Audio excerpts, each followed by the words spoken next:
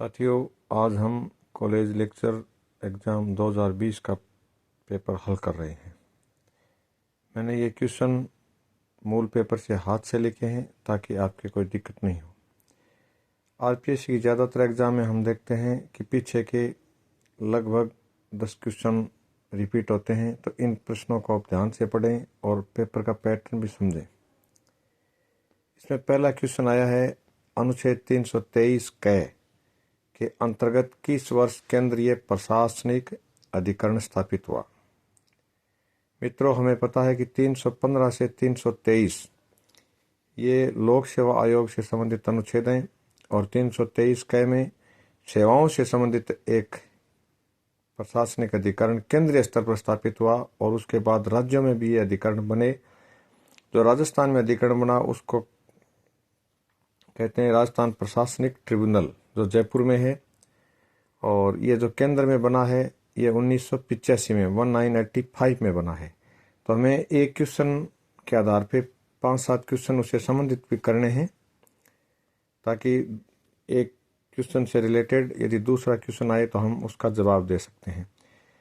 इससे आगे वाला सेकंड क्वेश्चन है, केंद्रीय समाज कल्याण बोर्ड द्वारा परिवार परामर्श केंद्र किस वर्ष लागू हुआ। इसका जवाब है मित्रों 1983 1983 में परिवार परामर्श केंद्र की केंद्रीय स्तर पर स्थापना हुई थी। फिर तीसरा क्वेश्चन है, किस पंचवर्षीय योजना में अपंगता यानी अशक्तता यानी डिसेबिलिटी डिवीजन जो है दिव्यांगजन भाइयों के लिए यानी विकलांग भाइयों के लिए अलग से इसको विभाग बनाने की अनुशंसा हुई थी। ये 11वीं पंचवर्षीय योजना में हुई। इसका जवाब है 11वीं पंचवर्षीय योजना। फिर चौथा क्वेश्चन है, वित्तीय समावेशन यानी जिसको अंग्रेजी में कहते हैं फाइनेंशियल कंक्लूजन पर बनी संयुक्त समिति के अध्यक्ष कौन थे, जिन्होंने सेल्फ हेल्प ग्रुप, ये आजकल बहुत चर्चा में है, स्वयं सहायता समूह, हिंदी में इनका नाम है स्वयं सहायता समूह, अंग्रेजी में इनको कहते हैं सेल्फ हेल्प ग्रुप या SHG। और इन SHG को बैंकों से लिंकेज यानी बैंकों से जोड़ने की स्कीम की चर्चा किस समिति ने की थी और उसके अध्यक्ष कौन थे। तो मित्रों, इसका जवाब है S रंगराजन, यानी रंगराजन जो कभी रिजर्व बैंक के गवर्नर रहे थे। फिर आगे 5वां क्वेश्चन है, नरेगा को सर्वप्रथम 2 फरवरी 2006 को भारत के चुनिंदा जिलों में लागू किया गया था। तो सबसे पहले इसका उद्घाटन प्रधानमंत्री ने कहाँ किया था। तो मित्रों, इसका जवाब है अनंतपुर, आंध्र प्रदेश।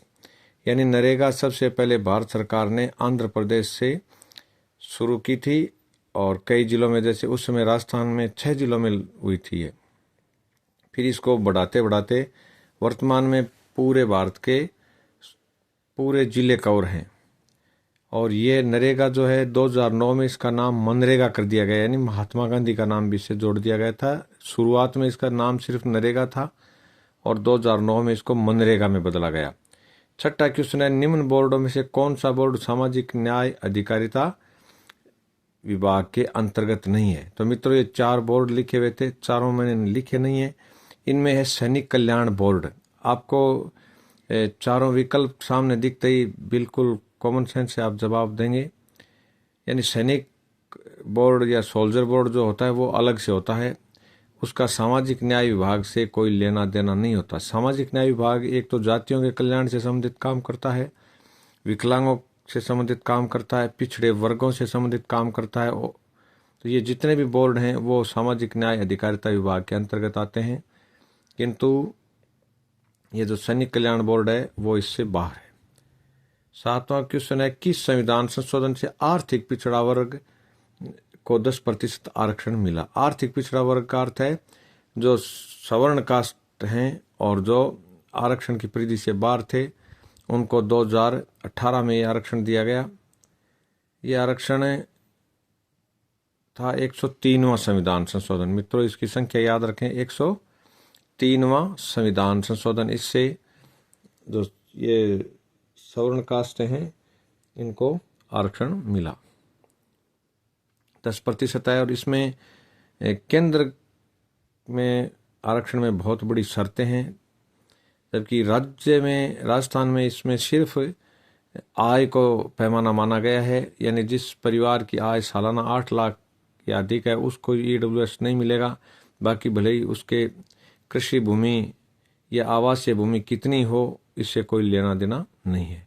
फिर मित्रों 8वां क्वेश्चन है, एस नरसिंहम समिति किससे संबंधित थी? तो इसका जवाब है बैंकिंग सुधार, यानी बैंकिंग रिफॉर्म्स जो हैं वो नरसिंहम समिति ने सुझाए थे। और संदर्भ क्वेश्चन बता रहा हूं कि बेसल मापदंड ये भी बैंकों के सुधार से संबंधित हैं। 9वां क्वेश्चन है, किस औद्योगिक नीति में भारत में मिश्रित अर्थव्यवस्था को अपनाया गया?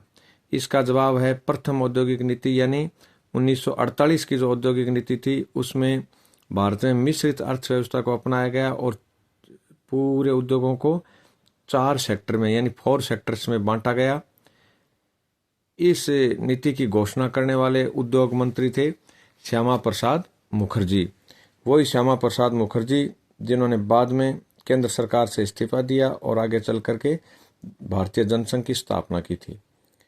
10वां क्वेश्चन है, राजस्थान ट्रांसजेंडर कल्याण बोर्ड का गठन वर्ष। हम ट्रांसजेंडर का अर्थ समझते हैं यानी तीसरा लिंग या उभय लिंगी जो व्यक्ति होते हैं।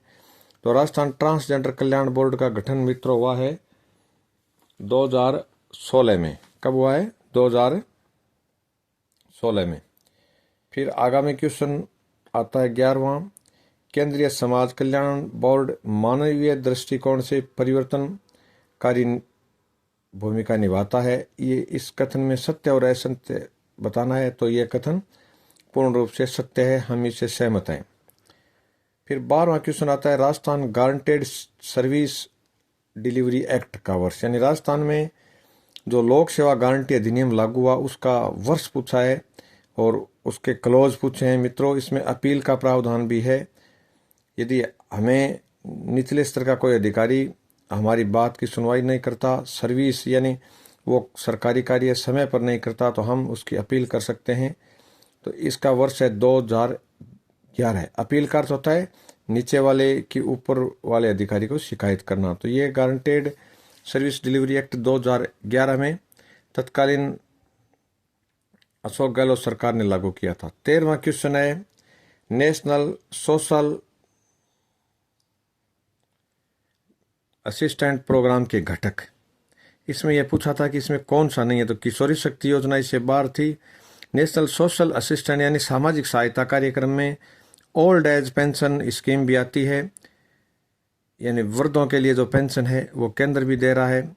फैमिली बेनिफिट स्कीम, जैसे हमारे यहाँ 55 साल की महिला और 58 ईयर्स के पुरुष को पेंशन दी जाती है राजस्थान में, उसमें कुछ हिस्सा केंद्र से आता है, कुछ हिस्सा राज्य सरकार देती है। तो मित्रों ये ध्यान रखें, ओल्ड एज पेंशन स्कीम में केंद्र भी भागीदार है। तो ये नेशनल सोशल असिस्टेंस प्रोग्राम का एक सबऑर्डिनेट कार्यक्रम है।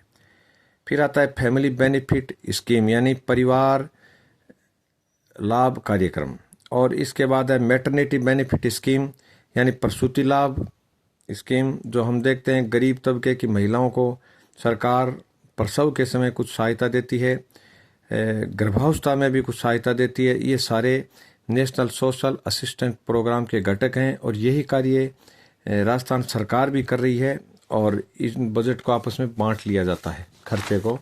फिर आगामी क्वेश्चन हम पढ़ रहे हैं, 14वां क्वेश्चन है, संसार में एक कथन आया था कि मृत्यु और टैक्स के अलावा कुछ भी निश्चित नहीं है। ये कथन किसका है? तो मित्रों ये अमेरिका के विचारक बेंजामिन फ्रैंकलिन का है और ये अमेरिकी क्रांति से संबंधित एक कथन है कि संसार में मृत्यु और टैक्स के अलावा कुछ भी निश्चित नहीं है। फिर आगामी क्वेश्चन था एक कथन पर आधारित है 15वां कि मंत्री परिषद में किसी मंत्री का चयन करना या उसको बाहर करना प्रधानमंत्री का विशेषाधिकार है। यह कथन सत्य है या असत्य है, इस पर हमें टिप्पणी करनी थी। तो यह कथन पूर्ण रूप से सत्य है। मंत्री बनाना या मंत्री को हटाना ये केवल प्रधानमंत्री या मुख्यमंत्री की अभिरुचि पर आधारित होता है। 16वां क्वेश्चन है नीति आयोग, ये 2015 में बना है मित्रों।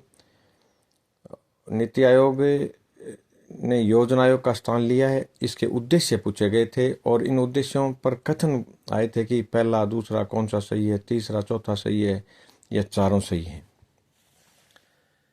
तो मित्रों, इसमें एक पहला कथन था सहकारी संघवाद को बढ़ावा, राष्ट्रीय विकास प्राथमिकताओं की साझा दृष्टि विकसित करना, भारत सरकार के थिंक टैंक यानी सोचने वाले टैंक के रूप में काम करना, समाज के कमजोर वर्गों के प्रति विशेष ध्यान देना। ये चारों कथन इसमें पूर्ण रूपेण सत्य हैं। तो इसका जवाब था ABCD चारों।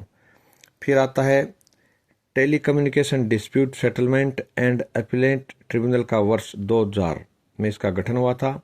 ट्राई अधिनियम है ना, जो इसकी टेलीफोन की, मोबाइल की दरों को नियंत्रित करता है, वो ट्राई में बाद में कुछ अमेंडमेंट करके और ये अपीलेंट अथॉरिटी बना है वर्ष 2000 में। मित्रों, 18वां क्वेश्चन है नागरिक अधिकार पत्र, जिनको अंग्रेजी में कहते हैं सिटीजन चार्टर। इसमें किसको सर्वोच्च माना जाता है? तो इसका जवाब है सेवाएं, यानी इनमें सर्वोच्च सेवा को प्राथमिकता दी जाती है। सूचना वगैरह ये बाद की बातें, पहला है कि किसी नागरिक को उचित सेवाएं देना। और ये सिटीजन चार्टर सबसे पहले ब्रिटेन ने लागू किए थे। ये प्रश्न कई बार आया हुआ है कि सिटीजन चार्टर एक्ट को लागू करने वाला पहला देश ये है ब्रिटेन। और राजस्थान का कौन सा विभाग है? वो है राजस्व विभाग। यानी 1999 में रेवेन्यू बोर्ड राजस्थान ने नागरिक अधिकार पत्र जारी कर दिए थे। 19वां क्वेश्चन है विभिन्न देशों का समामेलन किसका परिणाम है? यानी देशों की संस्कृतियां, देशों के आर्थिक सामाजिक विचार आपस में मिलने लग गए। इसका जवाब है वैश्वीकरण यानी ग्लोबलाइजेशन, जो 1991 से शुरू हुआ है।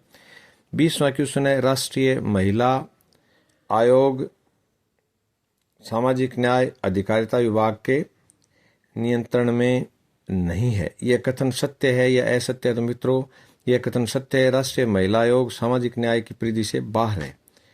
फिर 21वां क्वेश्चन है पुंछ आयोग का गठन वर्ष पूछा था। इसका जवाब है 2007। सर्वोच्च न्यायालय के सेवानिवृत्त न्यायाधीश MM पुंछ यानी मदन मोहन पुंछ की अध्यक्षता में तत्कालीन मनमोहन सिंह सरकार ने इस आयोग का गठन किया था, जिसका उद्देश्य था केंद्र और राज्यों के संबंधों का अध्ययन करना। इसके बाद 22वां क्वेश्चन है 74वें संविधान संशोधन को पंचायत पकवान के साथ नगरीय चटनी किसने कहा? यानी ये कोटेशन था, यानी 73वां और 74वां कई जगह मिला हुआ है। तो इसका जवाब है विद्युत चक्रवर्ती और प्रकाश चंद्र नामक विद्वानों ने यह कथन लिखा है। मित्रों, रेलवे बजट भारत में अंग्रेजों ने एक अलग किया था आज़ादी से पहले, और कई वर्ष तक ये अलग अलग पेश होता रहा, लेकिन अब वर्तमान सरकार ने इसको चेंज कर दिया है। रेलवे बजट को संघीय बजट में मिलाने का वर्ष था 2017, और एकीकृत बजट, इसको शॉर्ट में एकीकृत बजट कहेंगे। तो एकीकृत बजट किसने पेश किया? इसका जवाब है अरुण जेटली, जो वर्तमान में संसार में नहीं है। नरेंद्र मोदी की पहली सरकार में वो भारत के वित्त मंत्री थे। तो उन्होंने 2017 में एकीकृत रेल बजट और सामान्य बजट ये मिला करके पेश किया है। और वर्तमान में ये हो रहा है कि रेल बजट और सामान्य बजट को एक ही व्यक्ति यानी वित्त मंत्री पेश करने लग गए हैं, अलग बजट रहा ही नहीं है रेलवे का। 24वां क्वेश्चन है 89वें संविधान संशोधन से राष्ट्रीय अनुसूचित जाति आयोग को पृथक किया गया, यानी पहले राष्ट्रीय अनुसूचित जाति और जनजाति आयोग दोनों एक साथ थे। तो 89वें संविधान संशोधन से SC आयोग को अलग कर दिया गया। फिर मित्रों, लास्ट क्वेश्चन है 25वां लोक लेखा समिति का बारे में 4 कथन थे। इसका कार्यकाल पूछा गया, यानी इसका कार्यकाल मात्र 1 वर्ष होता है। इसका गठन वर्ष पूछा गया, तो भारत में सबसे पहले इसका गठन हुआ था 1921 में। फिर इसका अध्यक्ष कौन होता है? तो अध्यक्ष होता है विपक्ष का कोई नेता, लोक लेखा समिति का अध्यक्ष होता है, सत्ता पक्ष का नहीं हो सकता। और इसको पोस्टमार्टम समिति भी कहते हैं, क्योंकि ये नियंत्रक और महालेखा परीक्षक की रिपोर्ट का पूर्ण रूप से परीक्षण करती है। फिर इसमें आगामी क्वेश्चन आता है कि इसमें कुल सदस्य कितने हैं? ये 4 कथन थे। तो मित्रों, इसका जवाब है 22, और 22 में 15 + 7 यानी 15 लोकसभा से और 7 राज्यसभा से। हमने इस पेपर के 150 में से 25 क्वेश्चनों पे गहनता से विचार विमर्श किया है, संबंधित क्षेत्रों को भी छूने का प्रयास किया है।